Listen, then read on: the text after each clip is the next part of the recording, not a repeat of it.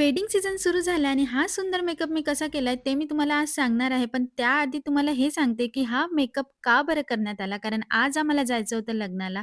आधी तर आमचं खूप जास्त डिस्कशन झालं जाऊया की नाही आणि त्यावरच खूप जास्त चर्चा झाली आणि फायनली डिसिजन आलं रोशनचं, की ठीक आहे आपण जाऊया आणि तू रेडी होऊन राहशील. कारण त्याला माहिती आहे, की रेडी व्हायला थोडा उशीरच लागते मला. चला तर मग बघूया. सर्वात आधी मी माझा फेस वाइप्सनी क्लीन केला. त्यानंतर टोनर, मॉइश्चरायझर आणि प्रायमर मस्त छान लावून घेतला आणि थोडं कन्सिलर लावलं डार्क सर्कलवर आणि त्यानंतर हे जे फाउंडेशन यूज केलं ना, ते खरंच खूप छान होतं. ज्यावेळेस तुम्ही फाउंडेशन ब्लेंड करता ना, त्यावेळेस फाउंडेशन हलक्या हाताने ब्लेंड करा, तर फाउंडेशन खरंच खूप छान ब्लेंड होते आणि त्यानंतर लूज पावडर यूज करून मी माझा फेस छान पूर्णपणे लॉक केला. खूप जास्त हेवी आय मेकअप नको होता मला, लाईट आय मेकअप पाहिजे होता, तसाच मी करून घेतला आणि त्यानंतर मी माझ्या फेसला थोडं काउंटरिंग केलं आणि त्यानंतर ना आयब्रोज थोडे ठीक केले.